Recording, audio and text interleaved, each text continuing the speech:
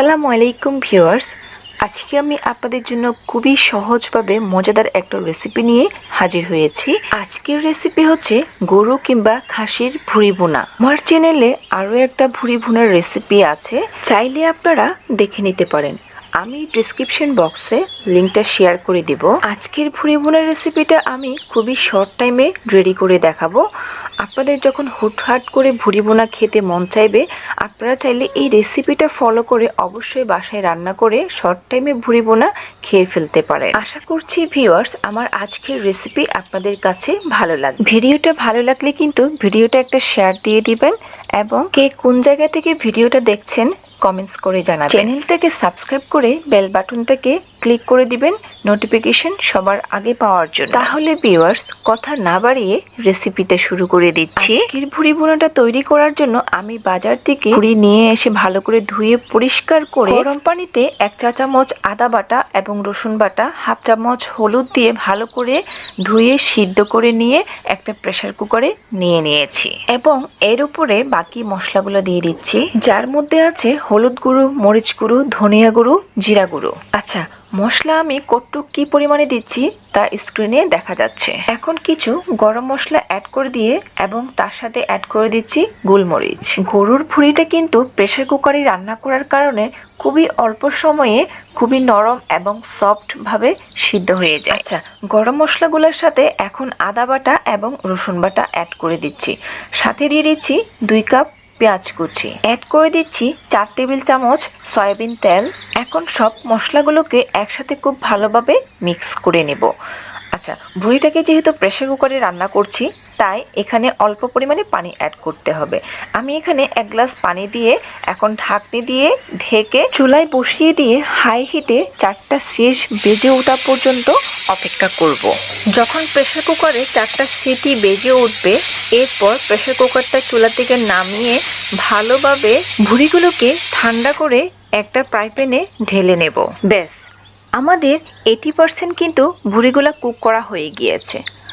এখন শুধু তাওয়ার মধ্যে নেড়ে নেড়ে ভুঁড়িগুলোকে শুকিয়ে নিতে হবে। প্রেসার কুকারে কুক করার কারণে যে পানিগুলো রিলিজ হয়েছে, ভুঁড়িগুলোকে নেড়ে চেড়ে ঢাকনি দিয়ে কুক করব। আবার ঢাকনিটা উল্টিয়ে নেড়ে ছেড়ে দিয়ে আবারও এভাবে করে কুক করে নেব। আচ্ছা, এখন আমি দিয়ে দিচ্ছি 1 চামচ ভাজা জিরার গুঁড়ো।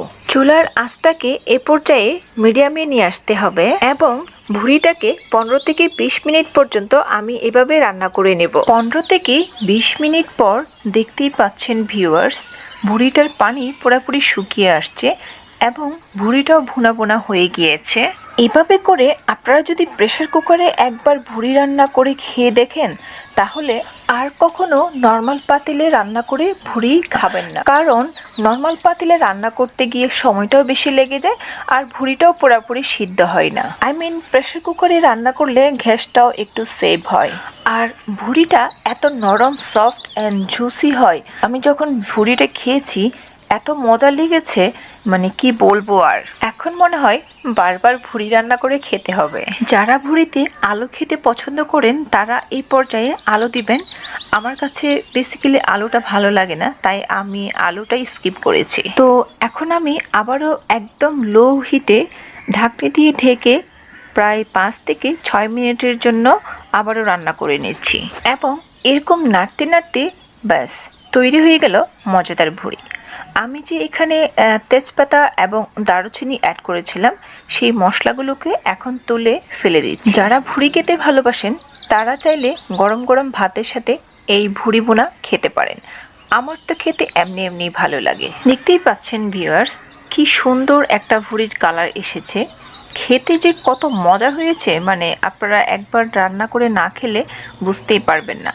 তো আজকের ভুঁড়িটা আমি গরম গরম ভাতের সাথে সার্ভ করে আপনাদেরকে দেখিয়ে দিচ্ছি। খেতে এত অসাধারণ মজাদার হয়েছে। আশা করি ভিউয়ার্স আমার আজকের রেসিপি আপনাদের কাছে ভালো লাগবে। ভালো লাগলে রেসিপিটাকে একটা লাইক দিয়ে চ্যানেলটাকে সাবস্ক্রাইব করে আমার পাশেই থাকবেন আর ভিডিও নোটিফিকেশন সবার আগে পাওয়ার জন্য বেল বাটনটাতে ক্লিক করে দিবেন। তাহলে ভিউয়ার্স আজকে এখানেই বিদায় নিচ্ছি। দেখা হবে আবারও কোনো পরবর্তী রেসিপিতে। সে পর্যন্ত সবাই ভালো থাকবেন। আল্লাহ হাফেজ। আসসালামু আলাইকুম।